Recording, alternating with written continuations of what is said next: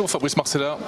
Bonjour Jérôme. Bonjour monsieur le maire. Bonjour François. Très bien, très bien, très bien. Le village Baïséa qui, vous le savez, clôt en quelque sorte chaque village start-up avec ses conseils start-up. Fabrice, vous êtes là pour motiver tous ceux qui nous regardent et qui ont envie peut-être de lancer leur start-up.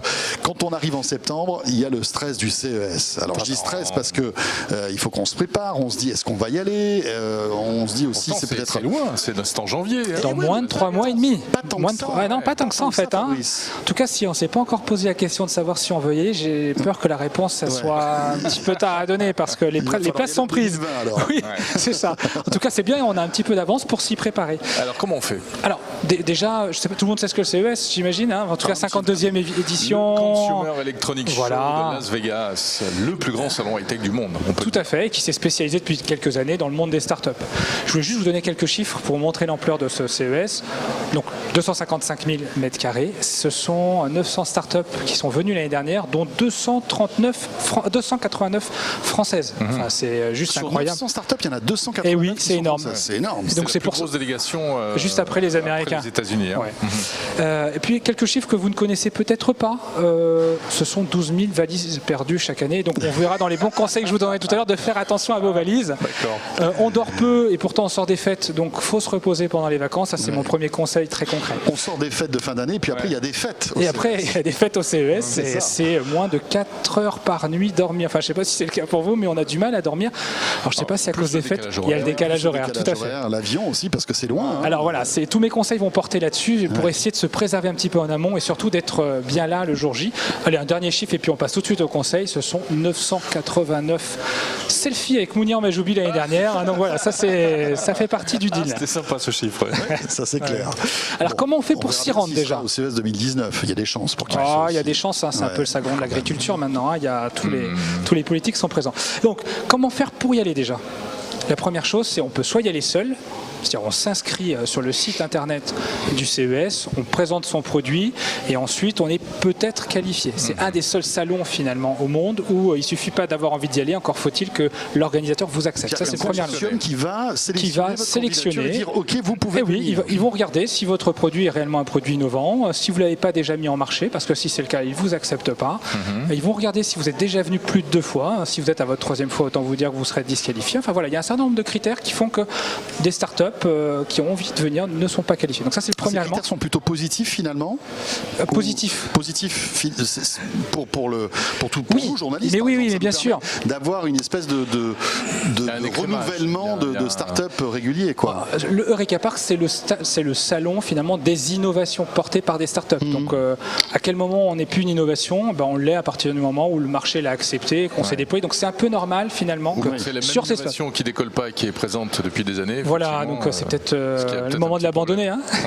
C'est peut-être le conseil qu'on peut donner. Ensuite, on peut venir aussi avec des délégations, notamment organisées par les pouvoirs publics, tels que Business France le font, les régions, et puis des structures privées comme le village ou d'autres structures. Ça, c'est le premier élément. Parce que vous avez vous-même votre propre délégation qui va partir au CES. Cette année, on a 18 startups de tous les réseaux du village qui seront avec nous. Même des startups italiennes. On aura une startup de Milan qui sera avec nous, du village de Milan, puisqu'on s'étend un petit peu partout dans le monde, et notamment en Italie.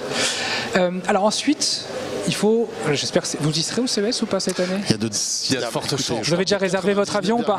9% de chance. Ouais, ça y est, on commence la réserve. Alors, le prix de l'avion, on le voit bien sur le CES, avec le nombre de Français qui partent, on a tendance à avoir les prix qui montent en flèche là sur le Paris-Las Vegas, qui est le seul, via Air France, qui est le seul opérateur qui propose ce trajet direct. Je le conseille, mais voilà, depuis peu de temps. Si vous êtes obligé d'avoir un stop aux US. Alors, il y a un stop. Moi, je conseille plutôt le stop à Londres, et ensuite d'avoir un vol direct Londres-Las Vegas. On n'a pas toujours le choix. Ça peut être effectivement un stop aux US. Attention à une chose, surtout pas de stop côte Est. Au mois de janvier, beaucoup d'intempéries. On a de fortes chances d'être retardé, et on sait que il faut arriver en pleine forme avec l'ensemble du matériel qu'on veut présenter. Ça te rappelle de mauvais souvenirs, ça? Oui, non, mais j'ai plein d'histoires là-dessus. Pendant 24 heures à cause des tempêtes de neige. Ça nous rappelle de bons souvenirs. Prix d'avion entre 900 et 2500 euros. Donc il faut s'y prendre tôt. Je ne sais pas si vous n'avez pas pris votre billet. Vous risquez de. Plus on attend, plus c'est cher. Plus on attend, et plus puis après, c'est il y a cher. d'autres dépenses. Il y a l'hôtel, il y a la nourriture, enfin, l'hôtel. tous ces trucs-là. Prix actuel des chambres d'hôtel, $30. Oui. Prix cible au moment du CES, $120.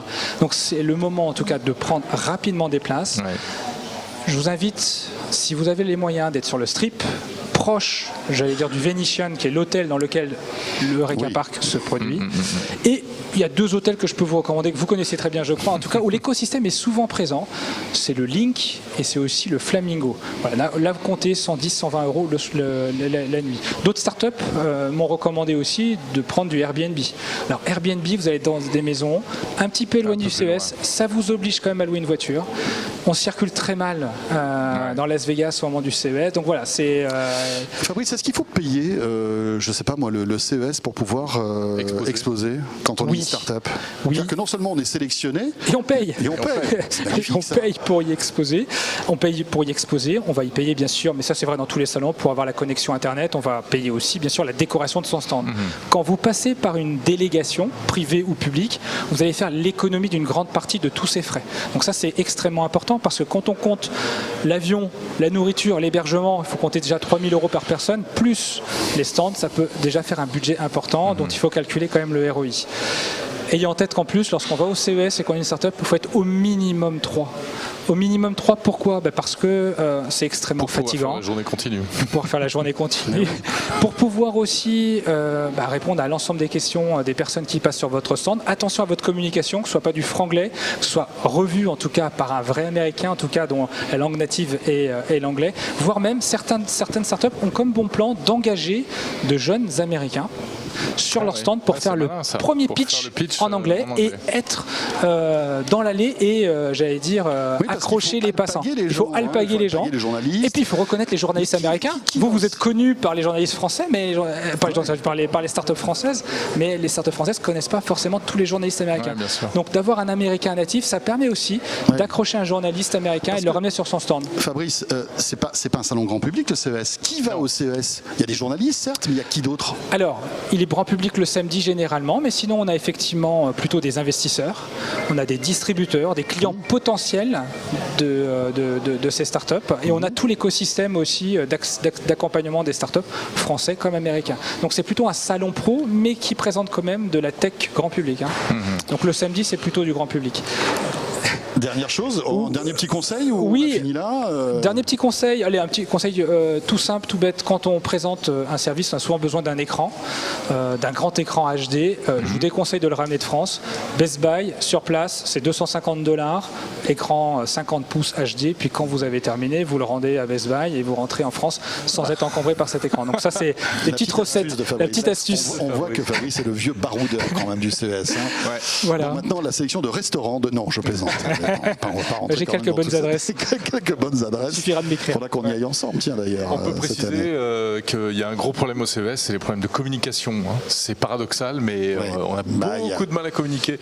La 4G, le Wi-Fi, tout ça, c'est très souvent saturé. Alors saturé, puis en plus il y a beaucoup d'interférences. Pigeon voyageur, c'est ça? Beaucoup d'interférences avec tout le Wi-Fi, les Bluetooth et autres moyens de connexion sur place. Le paradoxe, c'est qu'on est dans un salon qui est la pointe des nouvelles technologies, on n'arrive pas à communiquer. Il faut quelques heures pour envoyer un SMS. Parfois c'est un peu compliqué.